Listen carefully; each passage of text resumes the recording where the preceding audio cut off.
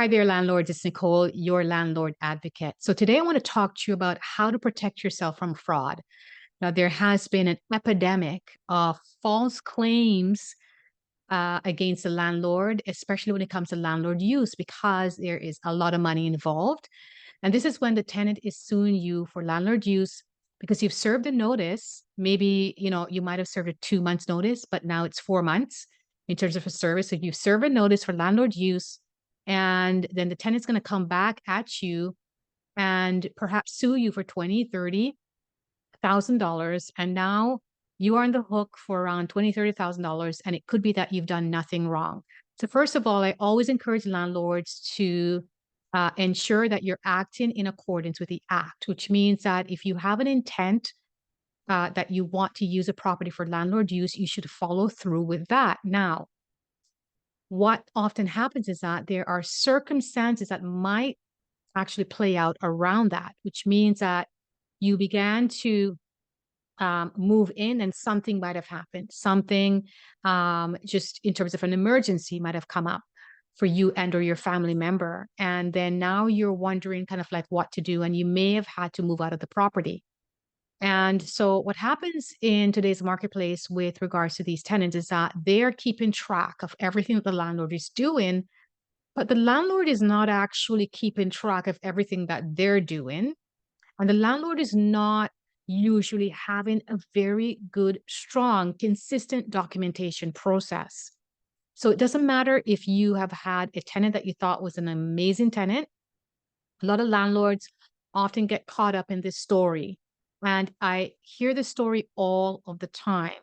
Oh, I was so nice to this tenant. The tenant seemed like they were such an amazing tenant. They were such a great tenant. And all of a sudden, this tenant turns around and they sue them for 20, 25, $30,000.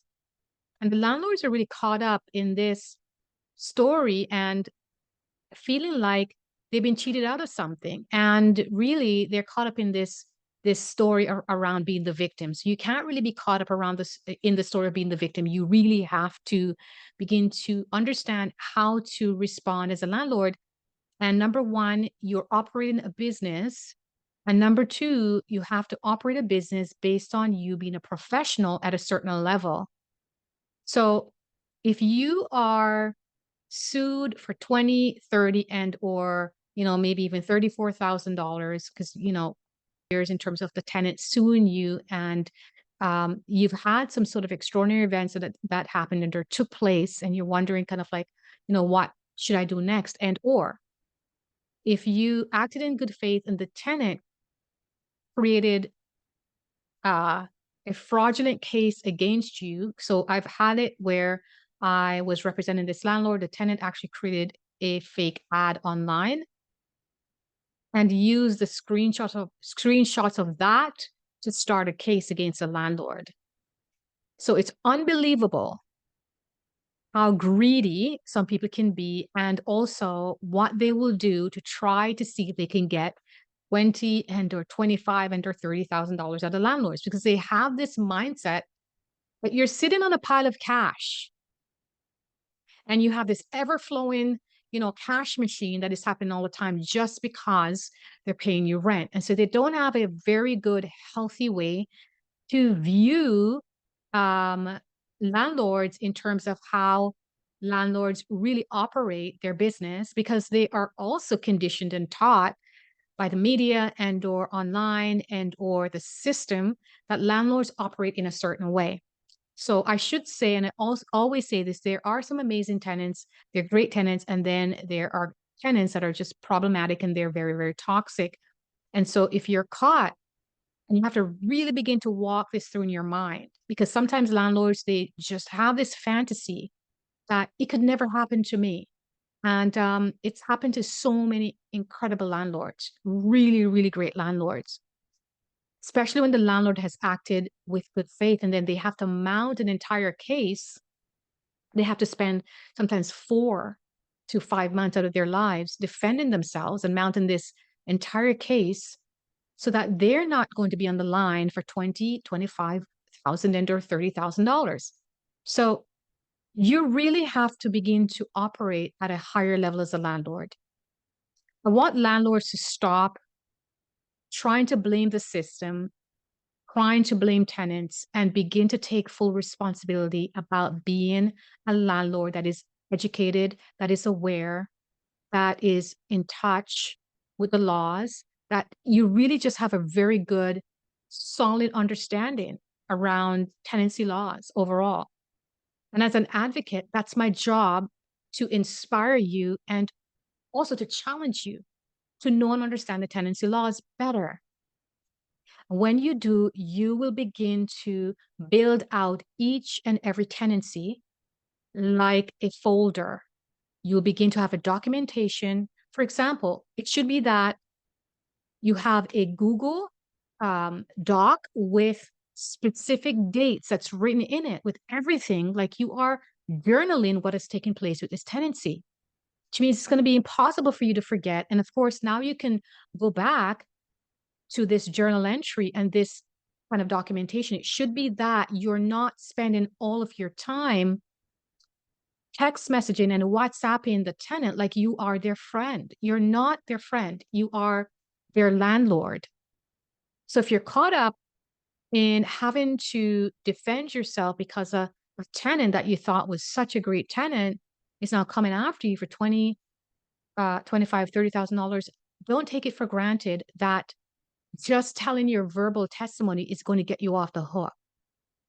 You have to build an extremely solid case because this is actually one of the areas where they're trying to crack down on landlords in terms of the landlords acting in bad faith.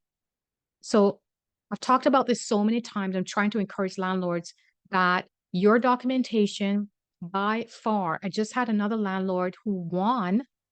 She consulted with me. And by the way, I didn't represent that specific landlord, and she was working with lawyers, but she also consulted me because I have had so many wins for landlords around the landlord use.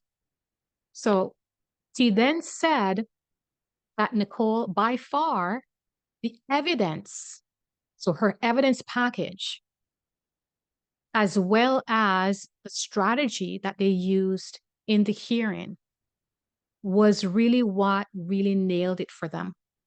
And I really want you to pay attention to that.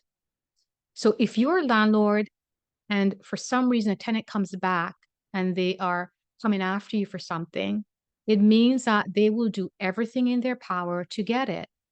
And it means that as a landlord, you will need to actually build a very, very strong case, which means that you'll need to have several pillars. And the number one pillar that you'll need to nail, and it needs to be so solid, is your intent pillar. So I'm just going to give you one tip that you must focus on because intent is whether or not you've acted in bad faith or you've acted in good faith. So your intent pillar must be very, very strong. It should really hold up everything else in terms of your evidence. So when your intent pillar is filled with at least 15 to 20 pieces of paperwork and or evidence, and this is not just the entire evidence package, this is just the intent pillar. It's filled with at least 15 to 20 pieces of documentation and evidence, visual evidence, as well as multiple different types of written evidence. You're able to actually attach, as an example, multiple different types of documentation that's connected to verifying that you've moved into that address. For example, the driver's license, change of address. For example, perhaps even a BC Hydro and or Fortis change of address and or a bank statement. So I'm just giving you a few. But what I do really well for landlords is to help them really build out their intent pillar. And once we build out the intent pillar, we build all the other pillars around that. So to actually defend yourself in a hearing, you will need to have an extremely strong, powerful case that has a very, very strong intent pillar. And if you're faced with this, or you know someone who's faced with this, feel free to have them give me a shout, and I'd be happy to have a free conversation with you and or them, just to hear about what's going on for you. I chat with landlords all day long, and I actually love it as a landlord myself. So remember that when you are faced with a hearing, it's not just your verbal testimony really that is going to do it. You must have multiple different pieces of evidence that's going to support your verbal testimony, and as well how you're presenting your case to the arbitrator. And once you're able to understand this and you build out what's called an evidence package, which oftentimes, when it's built out for my clients, it's often about 70 to about 80 pages in terms of a full evidence package. Then what you're presenting to the arbitrator, is such a solid case that is going to help you have the highest leverage with regards to a potential to have a win. So here's the landlords winning very, very big cases. I'm all for that as a landlord myself. I'm here to support you. If you have any questions, feel free to reach out. Until next time, talk again real soon.